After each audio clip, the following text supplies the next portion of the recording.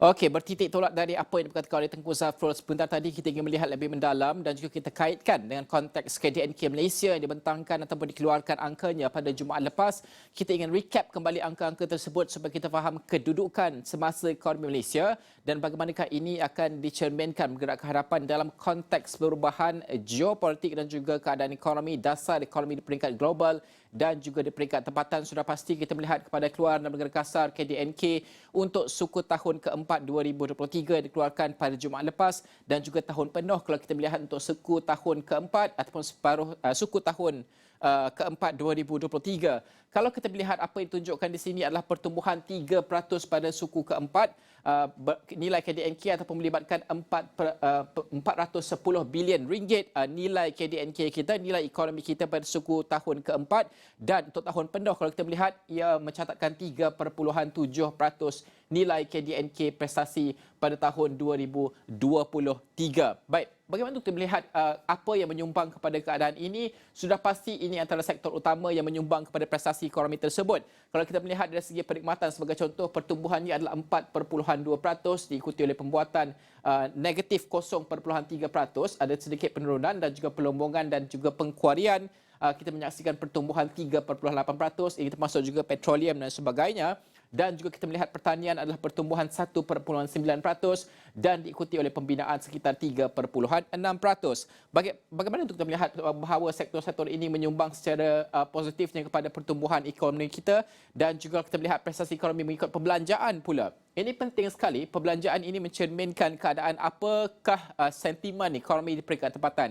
Sudah pasti kadar penggunaan adalah perkara utama yang kita lihat.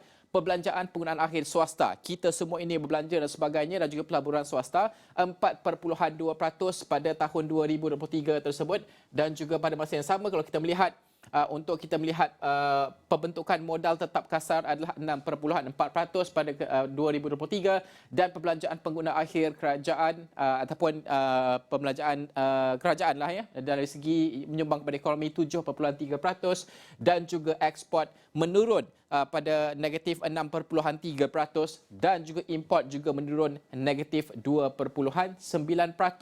Baik. Bagaimana kita melihat semua perkara ini dari segi pertumbuhan KDNK bulanan dan juga suku tahunan? Ini grafnya supaya kita faham trend tersebut. Kalau kita melihat keadaan ini, trendnya, ini 3% yang kita rekodkan pada ketika ini dan bagaimana kita melihat bahawa trend sebelum-sebelum ini adalah mengikut bulan dan sebagainya, kita pernah merekodkan angka yang tinggi pada tahun 2021.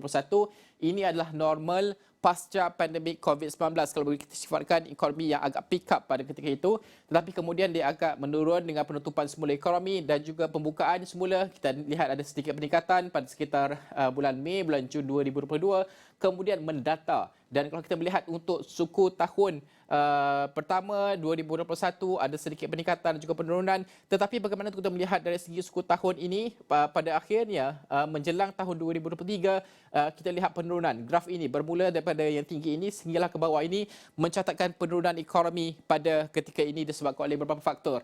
Bagaimana untuk memahami faktor-faktor tersebut? Baik, kalau kita melihat perkara ini dan juga keadaannya, KDNK suku tahunan mengikut jenis perbelanjaan, sudah pasti apa yang saya sebutkan tadi, dua perkara kita perlu berikan tumpuan iaitu ekspor dan juga import. Perdagangan kita merekodkan pertumbuhan yang agak negatif untuk suku tahun keempat ini.